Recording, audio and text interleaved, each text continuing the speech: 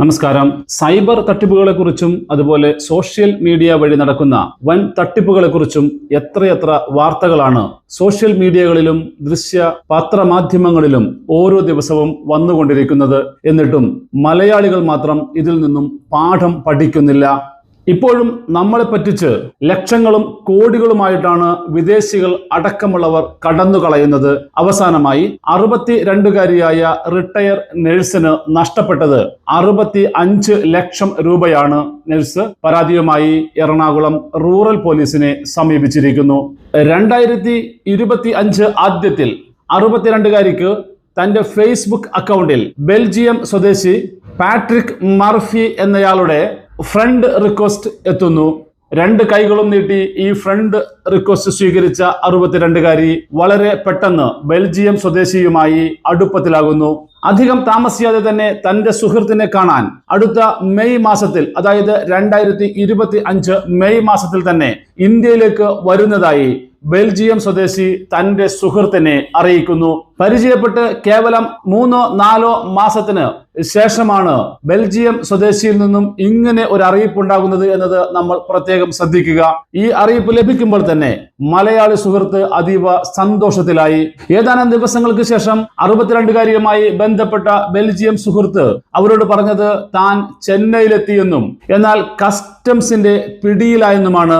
തന്റെ കയ്യിലുണ്ടായിരുന്ന വലിയൊരു തുകയും തന്റെ പ്രിയപ്പെട്ട കൂട്ടുകാരിക്ക് സമ്മാനിക്കാനായി കൊണ്ടുവന്ന വിലപിടിപ്പുള്ള സമ്മാനങ്ങളും കസ്റ്റംസിന്റെ കസ്റ്റഡിയിലായെന്നാണ് ഇയാൾ ധരിപ്പിച്ചത്. പണം നൽകിയാൽ മാത്രമേ തനിക്ക് പുറത്തിറങ്ങാൻ കഴിയുകയുള്ളൂവെന്നും അതിനായി തന്നെ സഹായിക്കണമെന്നും പുറത്തിറങ്ങിയാൽ ഉടനെ തന്നെ ഈ പണം തിരികെ നൽകാമെന്നും ഇയാൾ പറഞ്ഞു. തന്റെ വിദേശ സുഹൃത്തിന്റെ മധുര മനോഹര വാക്കുകളിൽ മലയാളിയായ സുഹൃത്ത് പെട്ടെന്ന് തന്നെ വീണു. അടുത്ത ദിവസങ്ങളിലായി തന്റെ 2 ബാങ്ക് അക്കൗണ്ടുകളിൽ നിന്നും വിദേശി നൽകിയ 15ഓളം അക്കൗണ്ടുകളിലേക്കാണ് 65 ലക്ഷം രൂപ പല തവണയായി കൈമാറിയത്. പിന്നീട് ഇയാളുമായി ബന്ധപ്പെടാൻ കഴിഞ്ഞിട്ടില്ല എന്ന പരാതിയുമായിട്ടാണ് ഇപ്പോൾ എറണാകുളം റൂറൽ പോലീസിനെ 62കാരി സമീപിച്ചിരിക്കുന്നത്.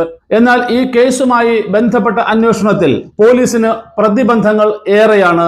ഒന്നാമതായി, പാട്രിക് മർഫി എന്ന പേരും ഈ ഫേസ്ബുക്ക് അക്കൗണ്ടും വ്യാജമായിരിക്കാനാണ് സാധ്യത. ഈ അക്കൗണ്ട് ഉപയോഗിച്ചയാളെ കണ്ടെത്തുക എന്നതും ഏറെ വെല്ലുവിളി സൃഷ്ടിക്കുന്നതാണ്. ഇതിനായി ഫേസ്ബുക്കിന്റെ മാതൃസ്ഥാപനമായ മെറ്റയ്ക്ക് കേരള പോലീസ് റിക്വസ്റ്റ് സമർപ്പിക്കും. മാത്രവുമല്ല, പണം കൈമാറി മാസങ്ങൾക്ക് ശേഷമാണ് പരാതിയുമായി എത്തുന്നത്. അതുകൊണ്ട് തന്നെ നഷ്ടപ്പെട്ട ഈ പണം വീണ്ടെടുക്കുക എന്ന് പറയുന്നത് എത്രമാത്രം സാധ്യമാണ് എന്നും പറയാനാവില്ല. പണം കൈമാറിയ 15 അക്കൗണ്ടുകളും ഇന്ത്യയിലെ തന്നെ സ്വകാര്യ ദേശസാൽകൃത ബാങ്കുകളുടേതാണ്. അതുകൊണ്ട് തന്നെ തട്ടിപ്പുകാരൻ ഇന്ത്യക്കാരൻ തന്നെയാകാനാണ് സാധ്യത എന്നതും തള്ളിക്കളയാനാവില്ല. ഏതായാലും പോലീസ് ഇക്കാര്യത്തിൽ അന്വേഷണം ആരംഭിച്ചു.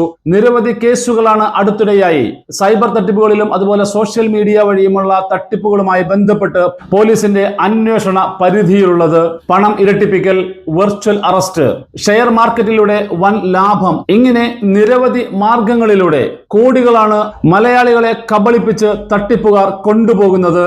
ഈ തട്ടിപ്പുകൾ എത്രയോ തവണയാണ് സമൂഹ മാധ്യമങ്ങളിലും പത്രദൃശ്യ മാധ്യമങ്ങളിലും വാർത്തയായി നമ്മുടെ മുന്നിലേക്ക് വന്നത്.